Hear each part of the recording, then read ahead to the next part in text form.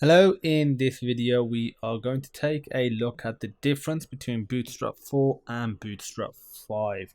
So I'm going to use this website from this article from Design Modo because it's a great article, and instead of trying to figure out all the little differences via the Bootstrap website, this has done it all for us so we can just go through it. You can either, I'll provide a link to this in the description, you can either just read the article yourself, listen to me just sort of briefly going over it, or both.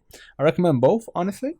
The article is great as well. Okay, so the first thing, jQuery has been removed, which is a really popular JavaScript framework. This might shock a lot of people, but it has been removed. They've switched to vanilla JavaScript, which just means plain JavaScript, to do all these little tweaks that allow you to dynamically move stuff around, which it basically helps with the responsive design.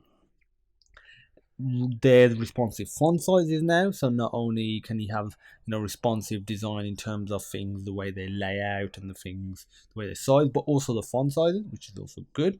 It's dropping Internet Explorer 10 and 11 support, which means no Internet Explorer support at all. The older version of Bootstrap was slowly, removing the older Internet Explorer versions, but now 10 and 11 aren't supported, so nothing supported anymore in terms of IE. If we look at browser W3 school stats, so let's just look at Google does that sometimes where it doesn't load. Strange. Okay, so if we go to browser stats and if we look in 2020, if you look, Edge IE is 3.5%. That's low as it is, and that's Edge and IE. So if we go on this, let's have a look at here. So what? IE 11 and older IE, so it probably isn't zero. It'll be like so low that they ran it to zero. So it's basically less than 1% of users. So not only are you not really losing out much, plus also you gotta remember those users probably won't want be using your website anyway, and you'll probably just be on some device a lot of the time somewhere that's at some company, some business potentially. It could be at a home, possibly, that just doesn't really get used that much anymore.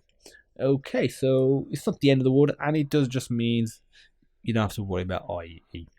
Okay, so the gutter width unit of measurement has changed as well, so you can have a look at the exact specifics, but they have been changed. The next thing is card decks have been removed. This was a bit of a shocker for me because I thought this was like a little great design that allows you to encapsulate some information like an image here or maybe a video, some little title about it, but they have now been removed apparently. So the navbar has now been optimized, it has been tweaked. The navbar overall was good, but I did feel like it could have been better. There is a custom SVG icon library. SVG are great because they're scaled vector graphics, and fantastic. Okay, so they switched from Jekyll to Hugo, which is a static site generator. For some people, this is a big deal. Some people generally don't really use it. I don't, so it doesn't bother me, but it's worth mentioning. There's been updates to classes, so they've added new features. I'll be covering this in later videos, and that's it. Those are the updates. Here we go. So there they are. So that's what's different between Bootstrap 4 and 5. The other, difference that hasn't really been mentioned here is overall optimizations. It will have, you'll generally look better and better compatibility with different devices and different sort of sizing that will have been optimized for the different physical devices out there. It should run faster as well. So overall, Bootstrap 5, really looking forward to it. It's only alpha at the moment, and it is 16th of June that it came out, and we're on 22nd of June, are we? 19th.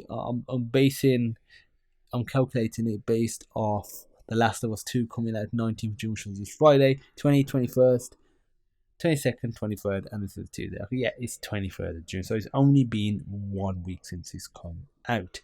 So yeah, I'm going to be creating the most amazing tutorial series for it. stay tuned for those videos. If you have any questions, as usual, feel free to pop me a message. Message me on Discord. There's a link in the description. Email me, or everything's in the description. So thanks for watching. Look forward to seeing you in the next video.